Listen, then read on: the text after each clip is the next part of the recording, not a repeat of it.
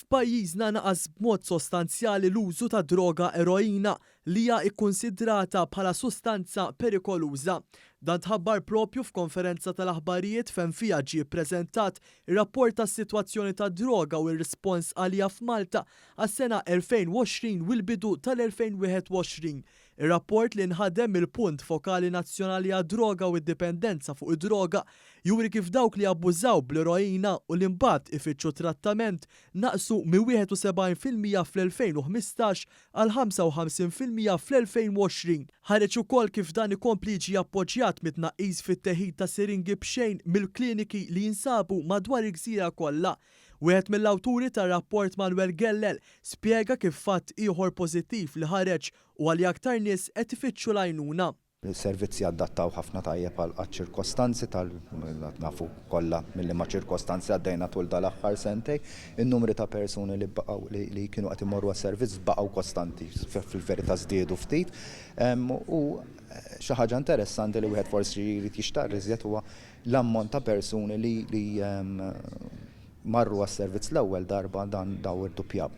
Fl-2020 l-att ta' persuni li bdew is-servizzi ta' trattament għad-droga l-ewwel darba laħaq numru rekord ta' 497 individwu, żieda għolja meta mqabbel mas-sena ta' qabel. Ta' min jinnota wkoll li f'dawn l-aħħar 5 snin kien hemm total ta' 1762 individwu li fittxew it-trattament għall-ewwel darba. Barra minn hekk fl-2020 l-aktar grupp ta' età komuni li rċieva trattament kien il-grupp ta' individwi bejn il-35 u d-39 sena u dak ta' bell 40 u l-44 sena 399 u 362 individwu rispettivament. Il-kokaina hija t-tieni l-akbar droga primarja komuni fost daw kollha li qed jirċievu it-trattament f'Malta.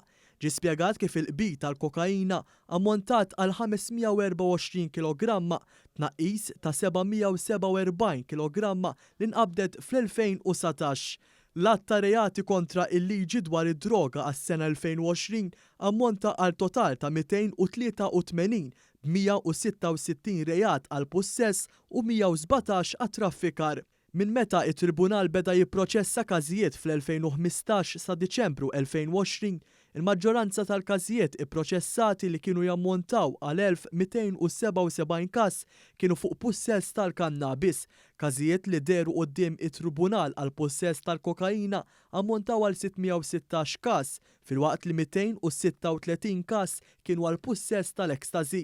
Intqal ukoll kif fl-2020 kien hemm żewġ każijiet irrappurtati ta' mwiet bid-droga. Kien hemm ukoll numru ta' nies li spiċċaw bla saqaf fuq rashom minħabba l-problema ta' droga u li fittxew kien għand dar il-Papa Franġisku, l-Oażi u dar Maria Dolores. Il-purità medja fuq il-livell ta' triq fl-2020 kienet ta' 21% għall-eroina, 28% għall-kokaina, 12% għal-raża tal-kannabis u 20% għal-ħaxixa tal-kannabis. Brabta ma' dan ir-rapport, il-Ministru għall-Ġustizzja Soċjali Michael Falzon spjega kif id-droga qatt m'għandha tkun is-soluzzjoni. Huwa fatt li qed naraw aktar nies li qed jersqu l qudiem hija xi ħaġa inkoraġġanti iva, imma rridu naħdmu iktar fejn fost oħrajn huwa importanti li nuru li d-droga mhijiex soluzzjoni, mhija problema u iktar minn kollox dawn in-nies nisma'hom bħal kull ċittadin ieħor u nirrikonoxxu fl-aħħar mill-aħħar li għandhom il-kuraġġ li jiġu l qudiem u mhux niġġudikawhom.